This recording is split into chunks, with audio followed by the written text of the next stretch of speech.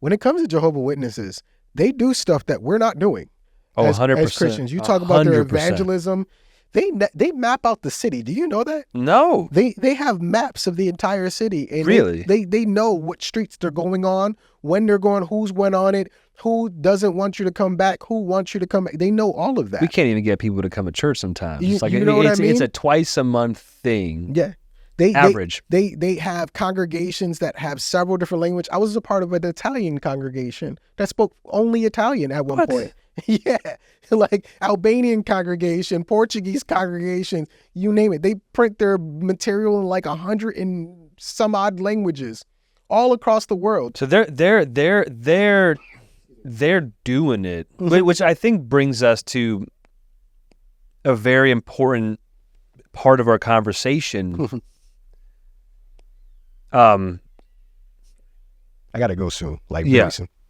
Oh, come on, you got to go real soon. Yeah, like now. But go ahead. Yeah. Yeah. Yeah, I didn't even expect us to go like this. If you ever want me to come back, I'm 20 minutes away. I do. You know what? Share with us briefly how someone who knows Jesus as God can witness to a Jehovah's Witness today in its briefest sense. And then maybe you'll come back and we'll do a dive. The thing is, when you're going to witness to them, one, don't see them as a target. Don't see them as a target that you're just willing to do your sales pitch on. All right. You need to go and really listen to them, hear them out, but cast doubt. You don't have to refute them. Just cast doubt. Right. Hey, look. So like, for instance, the 144,000, when they start telling you about the 144,000, I always ask this question. Because they believe that the dead are conscious of nothing, right? They believe that Jesus was number one of the 144,000. He was the first.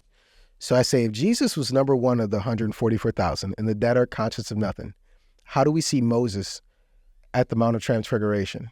Interesting. How do we see that? Can you explain that to me? I was always wondering about that. How do we see that? Ask that question. A question like that, and they'll give you an answer. They'll give you an answer. They'll give you a bunch of stuff, but they're going to go home and they're going to think about it. It's kind of, I think Preston said, you put a rock in their shoe. That's all you do. That's all it is. Put the rock in your shoe. You have to be a Paul that plants so that an Apollos can water. Wow.